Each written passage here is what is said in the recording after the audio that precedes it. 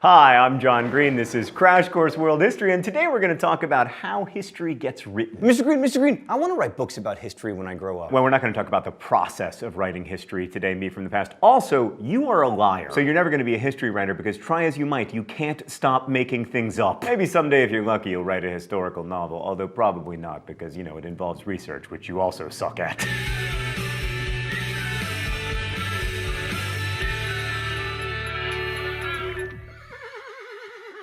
So today we're going to talk about how historians answer questions and the choices they make in turning their ideas into books. We like to think of history as being the story of what happened, so there's no ambiguity or whatever. It's just, you know, in 1776, Columbus sailed the ocean blue. This is part of our thinking that, like, math is fact-based and literature is opinion. So we imagine history as being, like, over toward the facty stuff. But in truth, literature has a lot of facts in it. There are poems that are objectively good and others that are objectively bad. And if you've ever been to a mathematician party and heard mathematician arguments, you'll know that math has a lot of opinions in it. What, I go to a lot of math parties, that's cool. My point is that that whole, like, fact to opinion continuum we imagine in academics doesn't really make sense. We just need to learn to ignore that and think instead about how to examine the world critically. So today we're going to examine the ways that different historians have tackled a really problematic issue, the rise of the West. So what do rise and West even mean in that phrase? Well, let's go to the thought bubble. So the West is a geographical designation, kind of. It means like Western Europe, North America, and Australia, which, as you can see here, are west of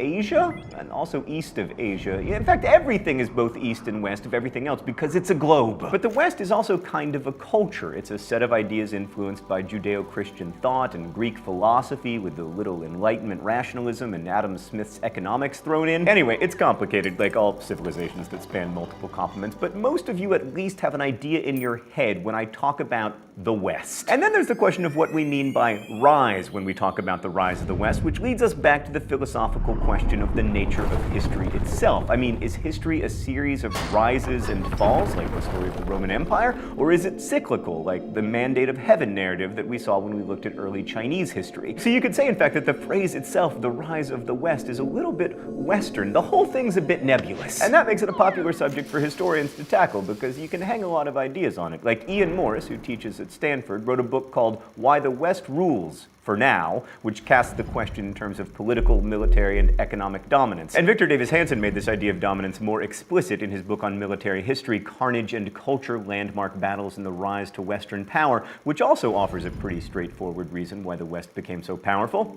It won a lot of wars. Thanks, Thought Bubble. Another way to think about this question is in terms of, like, success and failure. That's how Acemoglu and James Robinson approached it in their 2012 book, Why Nations Fail: The Origins of Power, Prosperity, and Poverty. These guys had two big ideas. First, that success can be defined by wealth as well as political power, and secondly, that when we look at successes, we shouldn't look at individuals or communities or continents, we should look at nation-states. Now, this book isn't explicitly about the West, but if you look at the countries that they're talking about as successes and failures, it seems like they're talking about kind of the same thing we are. Their successful nations are all in what we think of as the West, with a couple of important exceptions in Japan and Southern Africa. So Acemoglu teaches economics at MIT, and Robinson teaches government at Harvard, which is important because they're not like academically trained historians. Some would say that's an advantage, but you know who wouldn't say that? Historians. But anyway, if your training is in economics and government, then you're going to see history through the lens of economics and politics in the same way that if you're trained as an accountant, you might see history as an interminable series of ledgers to be balanced, which it kind of is. And if you're, say, a novelist, you'll probably see history as a series of narratives, and you'll insert narrative even when it doesn't necessarily exist. How we frame historical questions is extremely important, as is the way that we're trained and the tools we use to try to seek answers. So Acemoglu and Robinson focus on institutions and claim that a nation is successful when its economic and political institutions are inclusive. This focus on institutions explains a lot, and it's very convincing, and it corrects previous theories. For example, Montesquieu's idea that tropical nations tend to be poorer either because the people tended to be lazy and to lack inquisitiveness, or because diseases and poor soil inhibit economic growth. But according to Acemoglu and Robinson, the data just doesn't doesn't support Montesquieu's conclusions. Yeah, that's a little problem. Oh, it's time for the open letter. But first, let's see what's in the Globe today. Oh, it's Montesquieu. Do you have a first name, by the way? Oh, he does. His full name is Charles Louis de Secondot Baron de la Brede et de Montesquieu, which explains why we only call him Montesquieu. Anyway, an open letter to Montesquieu. Dear Montesquieu, you had so many good ideas. Separation of powers, that's a definite winner. You basically coined the word despotism. That's a great word. I mean, before the word despotism, our only word for that thing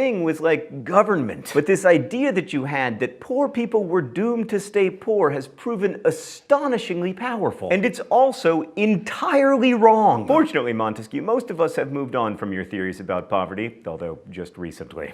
Best wishes, John Green. Okay, so let's talk about these inclusive institutions that are supposed to be so good for nations. In economics, it's institutions, quote, that enforce property rights, create a level playing field, and encourage investments in new technologies and skills. In other words, the kind we associate with modern market capitalism, with some regulations. Like in the US, we have very open markets, but still Walmart isn't allowed to sell black tar heroin. They are allowed to sell guns, though. Inclusive political institutions are those that are characterized by pluralism, which means that they include a number of interests with different political perspectives that can act as checks on executive authority. So success isn't just about democracy or majority rule, as we have lately learned in Iraq. It's about inclusive pluralism. So the nations that Acemoglu and Robinson see as successful are the ones with the most inclusive economies and the most pluralistic governments. Now, they're able to draw a clear correlation, but it's a bit harder to say that these particular institutions caused those nations to become successful. This is the nature of correlation. It's possible that they can be right, that institutions were necessary for a nation to become rich and powerful, but there may be other institutions that matter as much or more than the economic and political ones they identify. Another guy who's written a lot about this stuff is Francis Fukuyama. Fukuyama also believes that institutions are the key to a nation-state's success, but in his book, The Origins of Political Order, he identifies the rule of law as the institution that underlies all success. To Fukuyama, the critical thing is that there be a rule of law that is superior to rulers who temporarily happen to command the state's armed forces and bureaucracy. If no one is more powerful than the law and no one can change the law, then inclusive economic institutions and pluralistic political ones sort of naturally come forth. Now, that's not all that different from what Acemoglu and Robinson describe, but there's a twist in how Fukuyama gets there. He argues that the root of the rule of law in Europe as the basis for its institutions is in religion, specifically the Catholic Church. For him, it was the Catholic Church that established the idea that there was a law that was binding even to kings, providing the limits that are at the heart of Acemoglu and Robinson's pluralistic institutions. And this would push the origin of the West's institutional advantages back further than the advent of the nation-state, right? Because until recently, religion was far more important to most people than, nation-states or capitalistic economic institutions. Fukuyama, you'll be surprised to learn, is a political scientist and classicist by training, so it's not that much of a surprise that he finds the roots of the West's preeminence in governance and classic religious thought. Okay, let's look at one last example of a different approach to this historical question. That guy Ian Morris, who we talked about earlier, he wrote the book Why the West Rules for Now. He broke down his arguments into a mathematical formula based on 4 dimensions. Energy capture, how much humans have been able to use energy beyond their own muscles. Social organization, which he derives by measuring the largest city in a region.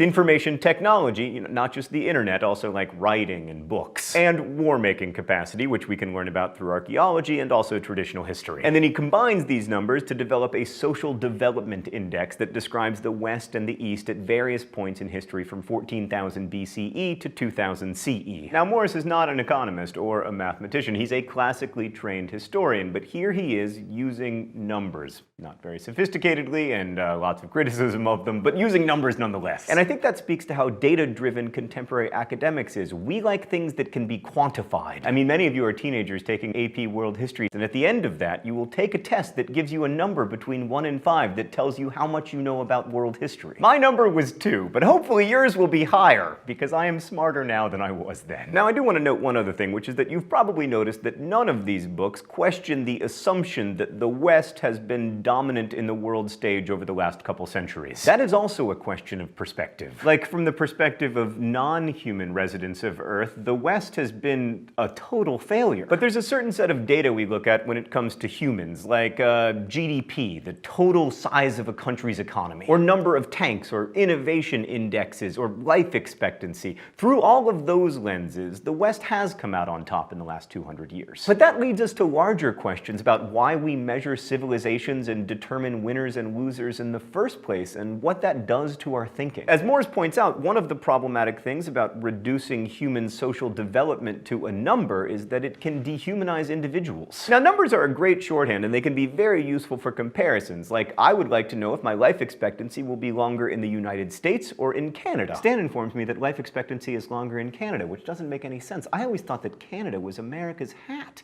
Turns out that we are Canada's pants. Anyway, Stan, we gotta move to Canada. But numbers are always incomplete, and too often we mistake what is easily quantifiable with what is important. Also, when we ask the question about why the West rules, or why Western nations have succeeded, what are we going to do with the answer? Is it for Westerners to congratulate ourselves on a job well done, or to explain away the astonishing inequality in the world as being so deeply rooted in the past as to make any efforts to fix it futile? I'd like to think that by understanding what has made the West more successful in certain ways, we can formulate policies that will lead to a general improvement, at least in those ways, around the world. But we've tried to provide here a series of perspectives on a historical question to emphasize the fact that all history has its perspective. It's common to use mathematical measures to analyze contemporary world problems and attempt to find solutions, and that's a good thing in many ways. But when it comes to history and politics, mathematical formulas also have their perspective. And we need to remember that each of those perspectives is necessarily biased to look at some things and not others. Whether it's Crash Course or your world history textbook, it's important to remember that bias is inherent to the experience of writing and telling the story of history. So when you see a number or a claim of success or failure, stop and ask yourself what sorts of information went into that number or into that conclusion. And just as important, what might have been ignored or missed?